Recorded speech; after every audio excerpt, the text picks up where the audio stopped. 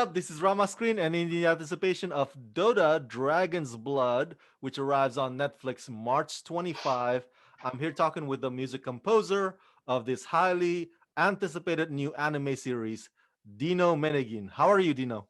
I'm great, great. How are you? Nice to meet you. Congrats on this show. Let me start with the obvious question. How did you get on board this project? And were you familiar with Dota video games prior to taking on this gig? So I met the showrunner and executive producer Ashley Miller. I met him on a show that I did on Amazon called Lore. Sean Crouch was the executive producer on that show, and Ashley was on the show as well. And Sean introduced me to Ashley. And when I met him, uh, we didn't actually meet during the show. We met after the show was finished. We actually met at Sean's house, and Ashley said, "Hey, I'm working on this new um, animated thing at Netflix, and I think you might be really cool for it." So we talked about we met again. I don't know, maybe 4 months later, and it was a long process from that up to me actually officially being offered the job. I actually, um, after my meeting with Ashley, uh, we met in Studio City, and he explained the whole thing to me, and I wasn't aware of Dota at the time. And he explained it to me, and I remember I came home. My wife said, "Well, what's the show's about?" And I said, "I have no idea." Uh, so the but I had actually had described the show to me, and I said, "Okay, I have an idea for how we might approach that." And then I said, "Do you have like an animatic, or do you have something that I could look at?" And he sent me a scene that's actually in the third episode. Hmm. Um, and I just scored that scene. I scored the rough animatic, and an animatic is basically like a rough animation Oh. that's used in the approval process. And I just scored that, and I kind of went. Um, I sort of just said, okay, instead of explaining what I was going to do, I just said, here, this is what I want to do. And Ashley loved it, and the other writers loved it, and anyway, that sort of was what I think kind of ended up sort of cementing my position on the show. So, Uh, but yeah, I had not heard of Dota before that, and then I went and looked it up, and I went, "Holy crap, this is huge! This is like the biggest thing that I had no idea existed." And so then I went and obviously had to learn a lot about it. I'm not a gamer as well, so this is new to me too. And but I'm a fan of animation in general, and I've already watched the show. I've watched the episodes, all eight of them, and they're awesome. I'm blown away by it. Now, this is probably more of a question for Ashley, but I'm gonna ask Mhm. you this anyway. Maybe because you've talked with him, maybe he has shared this with you. Um, because the series is based on Dota 2, not the Mhm. original Dota. Did he say to you why that is? Why jump to the sequel?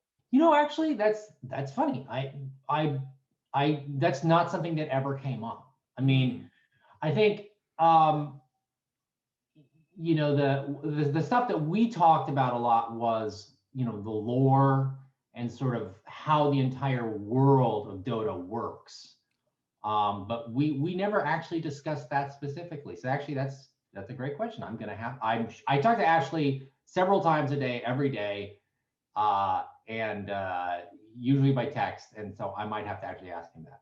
Oh, please do. I'm very curious. Now, I read that prior to this career, you spent several years as a guitarist for Mhm. several famous artists, including Michael Bublé, and Yeah. then taking the stage, and also Teen Wolf came along, and then after Mhm. that, Lore, and now this. So I'm curious, in comparison, what do you find exhilarating about composing music for shows compared to being a musician for other artists?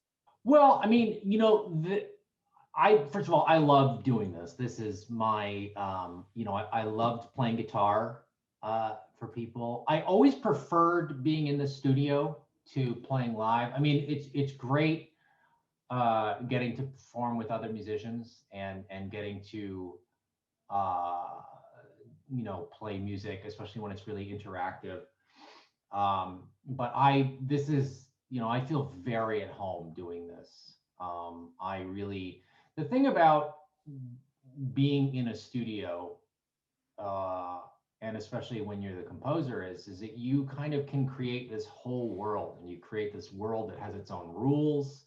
You create sort of a palette of sounds that exist for this world. And when I was a kid, I wanted to be a comic book artist, and I used to read comic books. I used to I tried to teach my. In fact, I still have the book, the Stan Lee How to Draw the Marvel Way. I still have that book, Nice. and I wanted to be a comic book artist, and because I love this idea of creating a world, and it's very much the same thing. Obviously, you know, both when you're a guitarist for somebody else or when you're a composer, you are always working in service of a larger vision. So in this case, um, I'm working in the service of what Dota is, both kind of what exists as Dota and the world that that Ashley really came up with. But I'm really lucky on this show that this is like on this show we don't use a temp track. So a temp track is when you are editing and when you're working really quickly, you'll take pre-existing music. It might be music that the composer has written for other things, or it might be music from a movie that the editor likes or something, and you kind of you put it as temporary music. And then what ends up happening is that the composer kind of ends up having to kind of be in this position where they have to do something kind of like that. And, in best case scenario, it's they go, the temp is like this, but kind of, use your own judgment. In worst case scenario, somebody says, make it just like the temp, and you're faced with a really hard decision because that's not a good position to be in. On this show, we don't use a temp. So Ashley and I will watch the episodes down completely dry with no music. Mm. And, we have enough time on this show to where I can write the music, and then we have time, like if Ashley doesn't like something, we can change it. And so anyway, all that to say, I don't mean to meander off the question, all that No to say worries. that this show, I've had a lot of creative freedom. And so in that sense, that's just really exhilarating that I've been able to work with Ashley and kind of create this musical world together.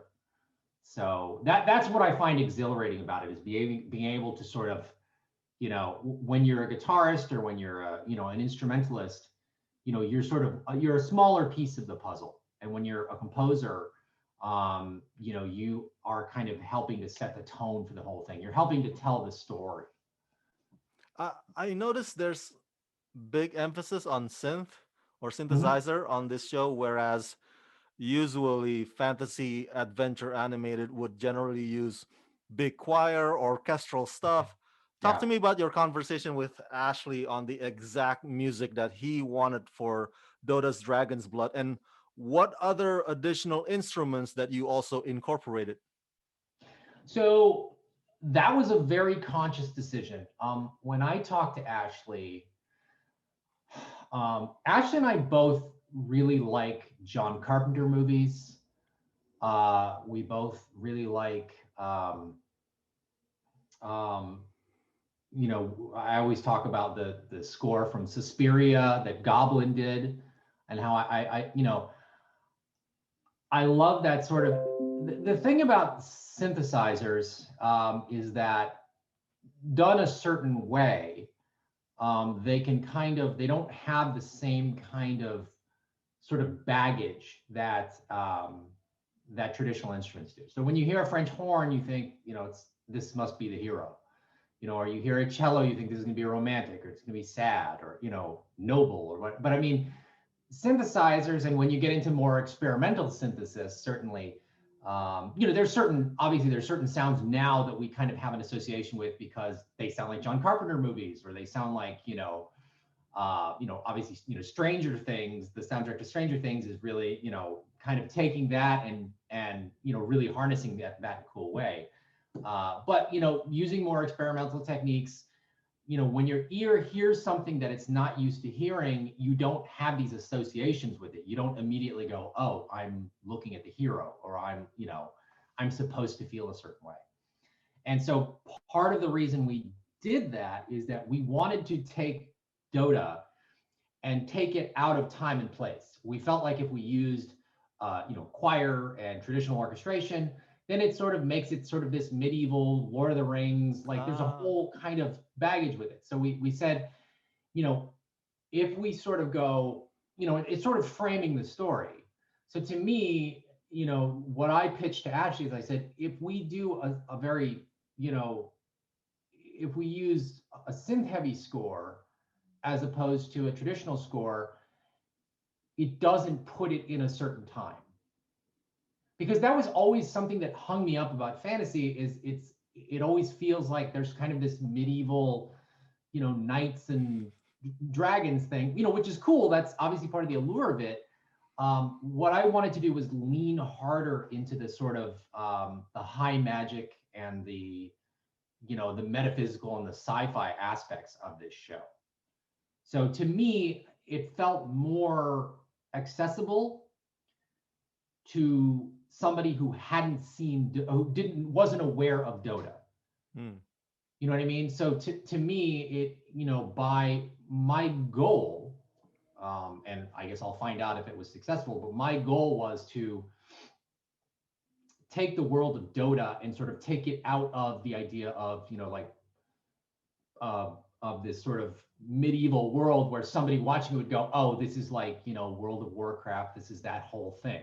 If they're hearing something that they're not expecting to hear, then they might give the show a second and go, okay, well, maybe the show isn't what I expect it to be. So fantastic. that was the working theory on that. We'll see how it goes. Well, I enjoyed it. I very much enjoyed it. Thank you so much for Thank sharing you. that.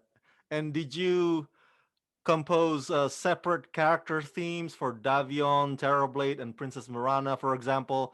Or do you go by themes for elves, humans, and dragons? I worked in terms of, well, so like the Codeway have a theme because we don't certain groups have themes, like the Codeway have a theme. But all the main characters all have themes, Hmm. Terrorblade, Invoker, Davion, Mirana, they all have, because they're all a huge part of the story. Ah, So, but there are also sort of metaphysical concepts, which I'm not going to give away too much, but like there's also things and places that have themes. But yes, all the main characters all have themes. There's a lot going on in the show, and one of the ways to kind of help keep it straight, for the viewer, is to kind of repeat themes. so you've watched the entire show, right? Like me, you've already watched the episodes. So, Yeah. uh, Although I'm trying to think. I think I've seen. Yeah, I think I've seen everything up to. Yeah, I think I've seen everything. oh, it's okay. Now, there's always this stigma about video game adaptation because gamers and audiences feel like when you take an when you take an interactive multiplayer world and turn it into narratives, something always gets lost in the translation, Yeah. and they don't feel or look the same as the games that they play. So, Right. make your final pitch to my viewers. How do you think Dota's Dragon's Blood does in its adaptation in catering to both the fans of the games and fans of animated in general? Well, there were things that we did. There were things that we did in the music specifically toward that. So I actually talked to Tim Larkin, who wrote all the music for the original Dota games, and is at Valve. And I actually talked to him, and I said, okay, we talked about some of the most important themes that he had written, Hmm. ones that were sort of fan favorites, and we actually incorporated some of those into the music. Nice. as a bit of I don't know, I don't, can you call it fan service if Yeah. it's not like sexy anime girls? Fan I don't know service if you good. call music fan service, but it's our but that was, so I mean, yeah, that was something that we were really conscious of, and that I was conscious of with the music. And part of it was, I think that was also part of the reason for wanting to um, not do the music in a similar style as the game, is that, you know, we also, there's, you know, with the game there's also all these like user mod packs. So a lot of the gamers like have their own music that they're playing anyway. Mm.